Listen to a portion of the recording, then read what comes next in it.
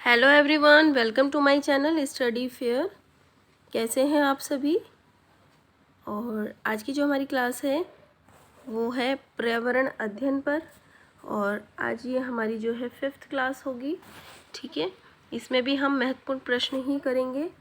तो पर्यावरण अध्ययन पर स्टेप बाय स्टेप, यानी हम उसमें जो प्रीवियस ईयर क्वेश्चंस हैं, ठीक है, जो एग्ज़ाम्स में हो चुके हैं या फिर आने वाले टेट एग्ज़ाम्स में आएंगे, तो उन प्रश्नों को हम इसमें करेंगे।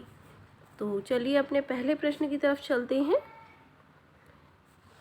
देश का प्रथम जैव आरक्षित क्षेत्र है नीलगिरी, सिमलीपाल, कंचनजंगा या पंचमढ़ी। तो इसका जो हमारा सही उत्तर होगा वो होगा नीलगिरी। अब नीलगिरी को जैव आरक्षित क्षेत्र कब घोषित किया गया था? तो 1986 ईस्वी में। ठीक है। और भारत में टोटल कितने जैव आरक्षित क्षेत्र हैं? तो 18। ठीक है, देख लेते हैं कैसे। तो ये देखिए, ये रहा हमारा नीलगिरी। नीलगिरी कहाँ पे स्थित है? तमिलनाडु में। गल्फ ऑफ मन्नार तमिलनाडु में। शेषचलम हमारा आंध्र प्रदेश में। सिमलीपाल उड़ीसा में। सुंदरबन हमारा वेस्ट बंगाल में या पश्चिम बंगाल में। नोकरेक हमारा मेघालय में है और ये 6 नंबर पे है। इसी तरीके से देहांग दिबांग अरुणाचल प्रदेश में। मानस और डिब्रू सुखोवा ये हमारा असम में है। ठीक है। कंचनजंगा हमारा सिक्किम में है। नंदा देवी उत्तराखंड में। कोल्ड डेजर्ट हमारा हिमाचल प्रदेश में। फिर कच्छ, रन ऑफ कच्छ हमारा गुजरात में। ठीक है। अगस्थ्यमलाई केरल में। और पंचमढ़ी और पन्ना और अचनाकमर हमारा कहाँ पर है? ये है हमारा मध्य प्रदेश में। ठीक है, तो ये 3 हमारे मध्य प्रदेश के अंदर हैं। और आपका ग्रेट निकोबार ये हमारा अंडमान निकोबार में है। ठीक है, तो ये हमारे 18 जो हैं कंप्लीट हो गए बायोस्फीयर। अब नेक्स्ट क्वेश्चन पर चलते हैं। भारत में सूती वस्त्र की राजधानी किसे कहा जाता है? सूरत, मुंबई, कोलकाता, अहमदाबाद। ठीक है, तो इसका जो हमारा करेक्ट आंसर होगा वो होगा मुंबई। तो मुंबई को सूती वस्त्र की राजधानी कहा जाता है। क्यों? क्योंकि यहाँ पर सूती वस्त्र के उद्योगों में जो श्रमिक हैं, ठीक है, जो श्रमिक मिलते हैं वो कम श्रम पर उपलब्ध हो जाते हैं। इसके अलावा वहाँ पे जल विद्युत जो है वो काफ़ी सस्ता है। ठीक है, तो इसलिए मुंबई को सूती वस्त्र की राजधानी कहा जाता है। और 1854 ईस्वी में सूती वस्त्रों की पहली फैक्ट्री भी कहाँ लगी थी? मुंबई में ही लगी थी। ठीक है। अब नेक्स्ट क्वेश्चन है हमारा, भारत का पिट्सबर्ग किस शहर को कहा जाता है? राउरकेला, बोकारो, भिलाई, जमशेदपुर। तो भारत का पिट्सबर्ग कहा जाता है जमशेदपुर को। ठीक है, और जमशेदपुर कहाँ पर स्थित है? हमारा झारखंड में। ठीक है, और इसका पुराना नाम क्या है? साकची गांव। और कौन सी नदी के किनारे स्थित है ये? तो स्वर्ण रेखा नदी। ठीक है, और ये जो साकची गांव है इसका नाम जमशेदपुर कैसे पड़ा? जब लॉर्ड चेम्सफोर्ड जमशेद जी टाटा जी से मिले तो उन्होंने ही इस साकची गांव का नाम बदलकर जमशेदपुर कर दिया था। किसने? लॉर्ड चेम्सफोर्ड ने। ओके, कब की बात है? ये 1900 जो हमारी जमशेदपुर में टिस्को कंपनी है, उसकी स्थापना 1907 में हुई थी।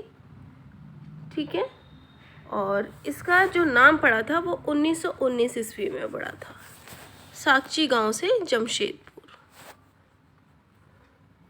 स्वांगला कहाँ की जनजाति है? पंजाब, हिमाचल प्रदेश, कर्नाटक, आंध्र प्रदेश। तो इसका जो हमारा सही उत्तर होगा वो होगा हिमाचल प्रदेश। और स्वांगला जनजाति कहाँ पर रहती है? तो हिमाचल प्रदेश में लाहौल स्पीति। ठीक है, लाहौल स्पीति में स्वांगला जनजाति पाई जाती है। भारत में रेशम का सबसे बड़ा उत्पादक राज्य कौन सा है? बिहार, कर्नाटक, झारखंड, जम्मू कश्मीर। तो इसका जो हमारा सही उत्तर होगा वो होगा कर्नाटक। ठीक है, कर्नाटक रेशम का सबसे बड़ा उत्पादक राज्य है। देश का सर्वश्रेष्ठ प्राकृतिक बंदरगाह है? चेन्नई, तूतीकोरिन, विशाखापट्टनम, कोचीन।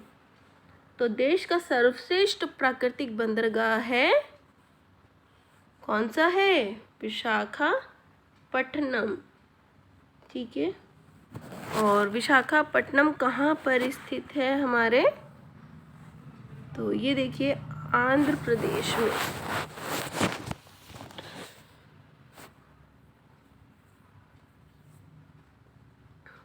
ये यहाँ पर आपको नज़र आ रहा होगा, ये विशाखापट्टनम कहाँ पे स्थित है? आंध्र प्रदेश में।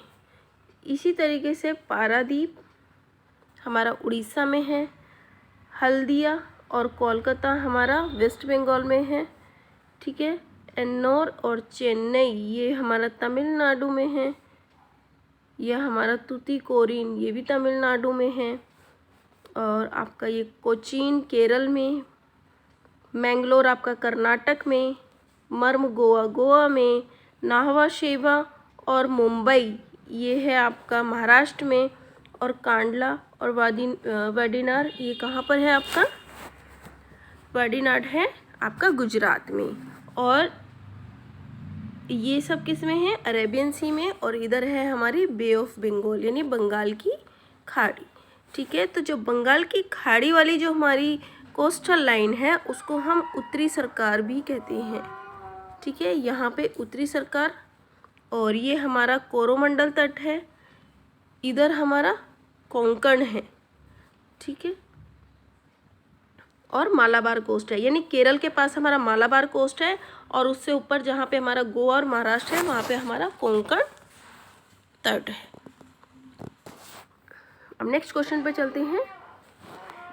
भारत में कोयले के सबसे अधिक भंडार कहाँ पाए जाते हैं? झारखंड व पश्चिम बंगाल, झारखंड एवं बिहार, बिहार एवं छत्तीसगढ़, छत्तीसगढ़ एवं मध्य प्रदेश। तो इसका जो हमारा सही उत्तर होगा वो होगा झारखंड एवं पश्चिम बंगाल में कोयले के सबसे अधिक भंडार पाए जाते हैं। अब नेक्स्ट क्वेश्चन है,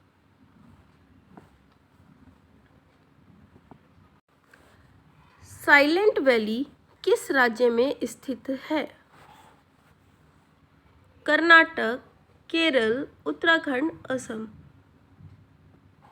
तो इसका जो सही उत्तर होगा वो होगा हमारा केरला। तो साइलेंट वैली कहाँ पर स्थित है? हमारे केरल राज्य में। बैरन तथा नारकोंडम ज्वालामुखी द्वीप अवस्थित हैं। अब बैरन और नारकोंडम नाम के ज्वालामुखी कहाँ पर स्थित हैं? लक्षद्वीप में। ठीक है, और लक्षद्वीप कहाँ पर है? हमारे भारत के अरब सागर में, यानी पश्चिम साइड में।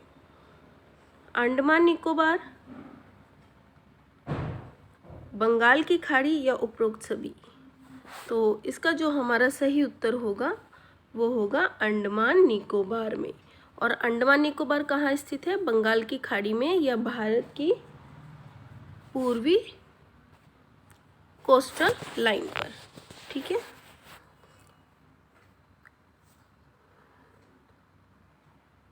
तो ये देखिए, ये रहा हमारा बैरन आइलैंड और ये रहा हमारा नारकोंडम आइलैंड। यानी नारकोंडम जो ज्वालामुखी है, ठीक है, वो सक्रिय ज्वालामुखी नहीं है, और जो बैरन आइलैंड है ये भारत का एक्टिव वॉल्केनो है, यानी सक्रिय ज्वालामुखी है। आई बात समझ में? ठीक है, तो जो नारकोंडम है वहाँ पे अब यानी कि वो सोई हुई अवस्था में है, अब उसमें किसी तरह की कोई एक्टिविटी नहीं होती, वो भी एक वोल्केनो ही है। और बैरन आइलैंड एक्टिव वोल्केनो है, और लास्ट टाइम बैरन आइलैंड में जो इरप्शन हुआ था वोल्केनिक, वो कब हुआ था? 2017 में। ठीक है, अब नेक्स्ट क्वेश्चन पे चलते हैं हम। दक्षिणी ध्रुव पर पहुंचने वाला प्रथम व्यक्ति को Robert Peary, Magellan, Vasco da Gama, Ronald Amundsen. तो इसका जो हमारा सही उत्तर होगा वो होगा रोनाल्ड एमुंडसन। ठीक है, और ये दक्षिणी ध्रुव पर कब पहुंचे थे? तो 14 दिसंबर 1911 ईस्वी में। ठीक है, ये डेट भी आपको याद कर लेनी है। तो ये कब गए थे? 14 दिसंबर 1911 को। उत्तरी ध्रुव पर सर्वप्रथम पहुंचने वाला व्यक्ति था Amundsen, captain Cook, Robert Peary, Copernicus. तो इस प्रश्न का जो सही उत्तर होगा वो होगा रॉबर्ट पेरी। और रॉबर्ट पेरी उत्तरी ध्रुव पर कब पहुंचे थे? तो रॉबर्ट पेरी 6 अप्रैल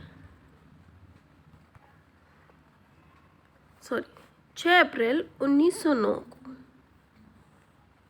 ठीक है, उत्तरी ध्रुव पर पहुंचने वाले पहले व्यक्ति बने।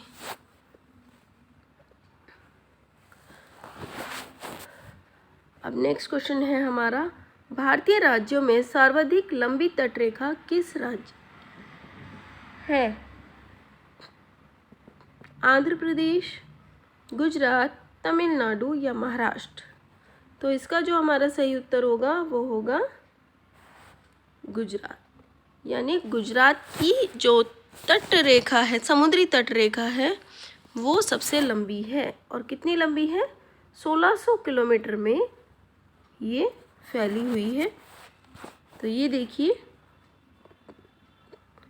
ये थोड़ा सा क्लियर नहीं है मैं, लेकिन ये जो हिस्सा है, ठीक है, गुजरात कोस्ट का, उसकी अभी मैंने आपको लेंथ बता दी है, कितनी है? 1600 किलोमीटर। और भारत की पूरी जो कोस्टल लाइन है, जो लैंड एरिया के अंदर है, वो कितनी है? 6100 किलोमीटर। ठीक है, और टोटल कितनी है? टोटल है 7516.16 किलोमीटर। ठीक है, इधर ही देख लेते हैं हम इसको। ठीक है, तो मैंने अभी आपको बता ही दिया था गुजरात की लेंथ कितनी है कोस्टल लाइन की, 1600 किलोमीटर है। और भारत की टोटल कितनी है? 7516.6 किलोमीटर। ओके, और जो भूमि क्षेत्र के अंतर्गत जो भारत की तट रेखा है वो कितनी है? तो वो है 6100 किलोमीटर। ये हमारे अंडमान निकोबार और लक्षद्वीप समूह को मिलाकर है, और ये केवल हमारे भारत का जो कोस्टल लाइन है राज्यों की, वो इनको मिलाकर है। ठीक है,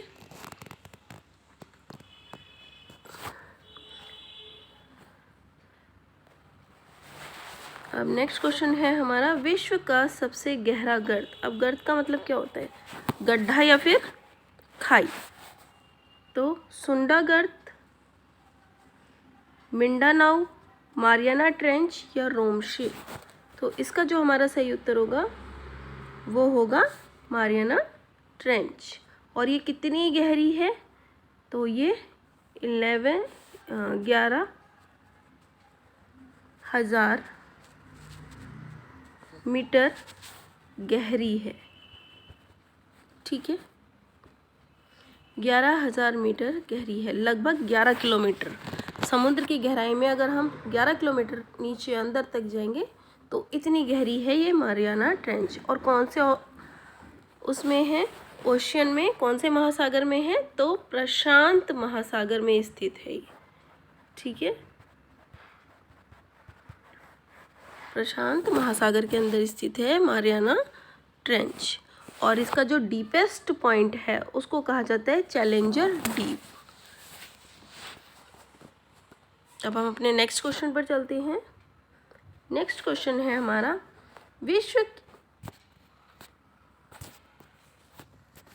विश्व की सबसे लंबी पर्वत श्रेणी है रॉकी, एंडीज, हिमालय या आल्प्स। तो इसका जो हमारा सही उत्तर होगा वो होगा एंडीज। और एंडीज कहाँ पर स्थित है, दक्षिण अमेरिका में। ठीक है, ये देखिए, ये विश्व की सबसे लंबी पर्वत श्रृंखला है। अब ये देखिए, इसने दक्षिण अमेरिका का जो पश्चिमी भाग है यानी वेस्ट वाला एरिया पूरा कवर किया हुआ है। किसने, एंडीज पर्वतमाला ने। और इसकी जो सबसे ऊंची चोटी है उसका क्या नाम है, एकांकगुआ। ठीक है, और एकांकगुआ कहाँ पर स्थित है, तो दक्षिण अमेरिका के राज्य चिली में एकांकगुआ स्थित है। ठीक है, अब नेक्स्ट क्वेश्चन पर चलते हैं। और आज का ये हमारा लास्ट क्वेश्चन है, निम्नलिखित में से कौन सा युग्म सम्मिलित नहीं है। अब इसमें हम पढ़ेंगे घास के मैदान और प्राप्ति स्थल। स्टेपीज यूरोप में है, सही है। ठीक है, प्रेरी कहाँ पर स्थित है, संयुक्त राज्य अमेरिका में, ये भी सही है। यानी जो हमारा उत्तरी अमेरिका है, प्रेरी वहाँ पर स्थित है। वेल्ड दक्षिण अफ्रीका, ये भी सही है। डाउन्स रशिया, ये गलत होगा। ठीक है, क्योंकि डाउन्स कहाँ के घास मैदानों को कहा जाता है, तो ऑस्ट्रेलिया के। ठीक है, इसी तरीके से पंपास किसके हैं, दक्षिण अमेरिका के। तो पंपास जो घास के मैदान है वो हमें दक्षिण अमेरिका में पाए जाते हैं। तो ये बहुत इजी है। यूरोप और एशिया के अंदर स्टेपीज होगा। एक बार मैं दोबारा से बता देती हूँ, स्टेपीज यूरोप और एशिया दोनों के अंदर पाए जाते हैं ये वाले घास के मैदान। प्रेयरी हमारा संयुक्त राज्य अमेरिका या फिर उत्तरी अमेरिका में पाए जाते हैं। वेल्ड घास के मैदान दक्षिण अफ्रीका में मिलते हैं। और डाउन्स ऑस्ट्रेलिया में मिलते हैं। ठीक है, या ऑस्ट्रेलिया में जो घास के मैदान पाए जाते हैं उनको डाउन्स कहा जाता है। इसके अलावा पंपास